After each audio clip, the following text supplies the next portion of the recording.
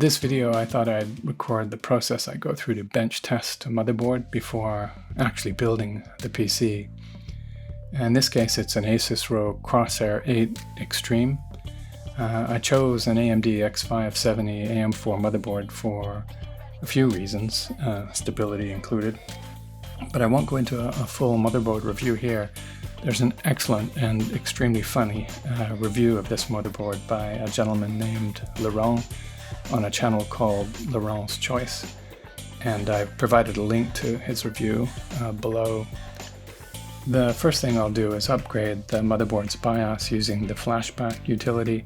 It's a great system. You don't need to install anything on the motherboard at all, just plug in power and a USB thumb drive that has the latest BIOS on it. You don't actually turn the motherboard on, you just plug power in and press the flashback button for about 3 seconds until it starts flashing.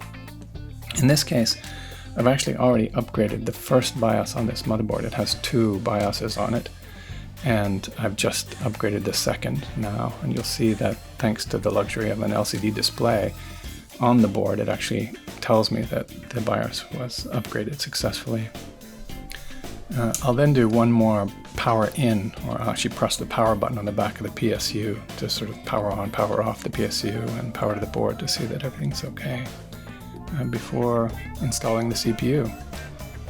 In this case, I'm installing a AMD Ryzen 9 5900X desktop processor, 12 cores, 24 threads.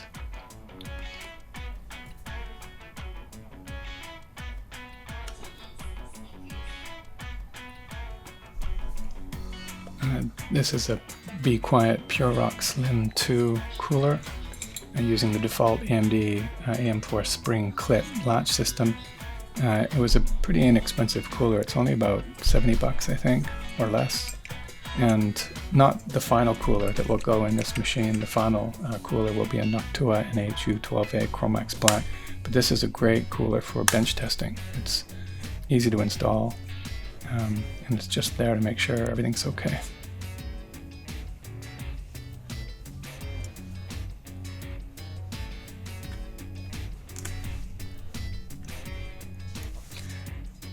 Okay, and so next I'll install RAM, a pair of G.Skill Trident Z Neo DDR4 16GB sticks. And again, I think you can do a power on self-test without RAM, but of course you'll get a RAM error light or indicator and Q code on the board if you do, so it's better to have it on. And in this case, that is the memory that will go into the build on this machine.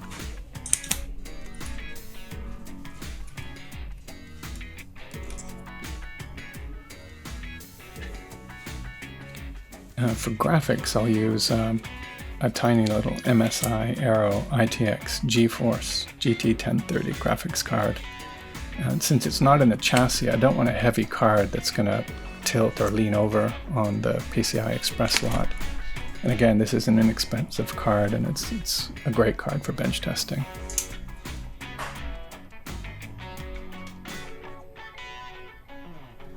And now for our moment of truth. Luckily this board has a power button on it, otherwise you'd have to short out the power connector pins that are used to connect the board to the power switch on the case. And here I just press the power button, and so far it's looking good. You can't see it from this view, but I have the HDMI output on the video card is plugged into my monitor, and everything looked great, which is fantastic. And so what I'll do now, since the board seems to be okay, is I'll go ahead and install what will be the operating system hard drive. And the location, I think over the last few years there's been some confusion about like where the best place to put M.2 drives is. And I've had them vertical on motherboards, I've had them on riser cards and DIMM slots on motherboards. And in this case, it's buried in under the LCD panel, which doubles as a heatsink. And when the final cooler and graphics card is installed, it'll be buried beneath those as well. And so it's a pretty tough spot to like get your hard drive out in a hurry if you ever thought you needed to. There's also been a history of like poor cooling with M.2 heat sinks on the board, especially if they were close to the chipset. And so I'm glad to report that in this case, Asus have nailed it, because as a follow-up to this video, in some of the stress testing I did on both temperature, thermals, CPU, and memory, the hard drive almost never broke 50 degrees Celsius. So the heatsink here actually works, which was a pleasant surprise. It's a little tricky to get in, and the power cable under that block or heatsink looks like, if you weren't careful, it looks like it could actually become pinched on near the Q latch on the M.2 drive.